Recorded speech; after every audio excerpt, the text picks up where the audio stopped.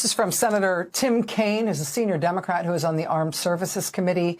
Senator Kaine writing today, quote, "Has President Trump learned nothing from decades of U.S. meddling in Iran and forever wars in the Middle East? Is he too mentally incapacitated to realize that we had a diplomatic agreement with Iran that was keeping its nuclear program in check until he ripped it up during his first term?" Senator Kaine saying today that these strikes on Iran are, quote, "a colossal mistake," and, quote, "a dangerous, unnecessary, and idiotic action." An idiotic action, Senator Tim Kaine calls it. Here's Congressman Jim Himes, who's a member of the Gang of Eight, the top Democrat on the House Intelligence Committee. He says, quote, "Everything I have heard from the administration before and after these strikes on Iran confirms this is a war of choice with no strategic endgame." It does not appear that Donald Trump has learned the lessons of history.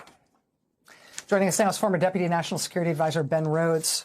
Ben, thank you very much for being with us today for this fast-developing story. I really appreciate you making time. Yeah, good to see you, Rachel. Let me just ask your reaction in general. For me, I would put to you specifically the point that the president is explicitly saying this is a regime change war. This is intended to change out the government of the nation of Iran. What's your reaction to what he's done and why he's saying he's doing it? Well, you're exactly right, Rachel. I mean, you and I have been talking about Iran for over 15 years, I think. And this was always the scenario that people were concerned about in terms of where conflict between the United States and Iran could go. This is not a limited strike on nuclear targets. This is not intended to kind of coerce the Iranian government into some negotiation. Trump made clear in his words, and they're making clear in their targets, that this is an effort to remove the Iranian regime. What is astonishing to me is not only is this illegal, but it's totally unnecessary. The Iranian regime posed no greater threat to the United States yesterday than it did 2 years ago or 4 years ago or 5 years ago. If anything, it posed less of a threat and was involved in negotiations on the issue that the United States has always seen as the most important security interest that we have, which is the nuclear program. And absent from that bizarre statement last night, in which he kind of casually referenced the potential deaths of U.S. service members, was any notion of what comes after the regime change. You know, he made a call for the Iranian people to rise up, and then what? Because we've seen that even if you decapitate the regime, even if you remove the regime, that often, in the case of Iraq, in the case of Libya, in the case of Afghanistan, leads to civil war. They can drag on and have all manner of unintended consequences, human and geopolitical, and with the cost being borne by the American taxpayer. So we are in a deeply, deeply uncertain point here right now, and we don't need to be here.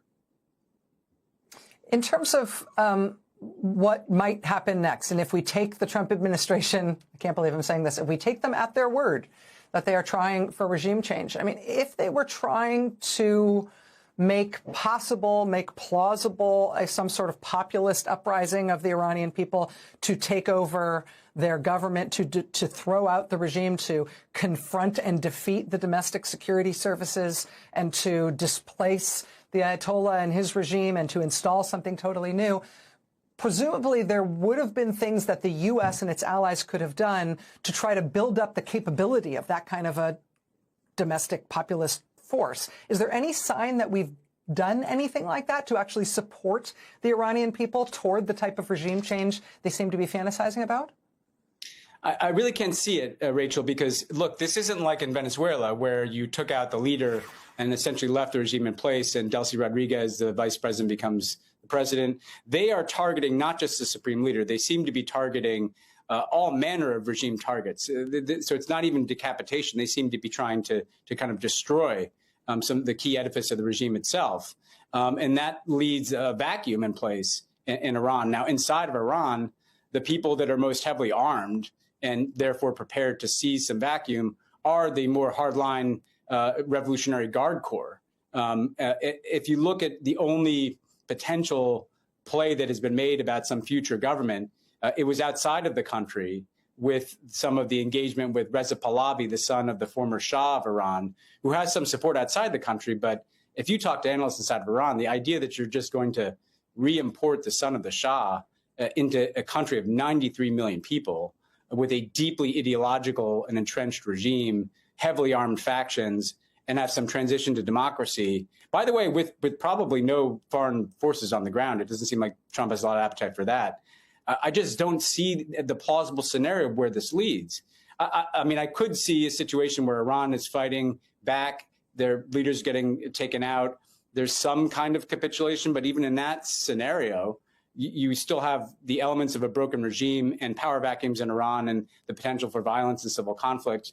There's separatist regions in Iran with ethnic minorities. The country itself could fracture. If you talk to people in the region, one of the things that you hear in terms of concerns is what we're seeing is that Iran will create chaos in the region in its responses, as they've done. But you also hear a concern about a potential fracturing of Iran that leads to significant refugee flows into Afghanistan, Pakistan, Turkey, up into Europe. So there are lots of things that could go wrong here, and it's not clear what the best case scenarios that they're even pointing towards.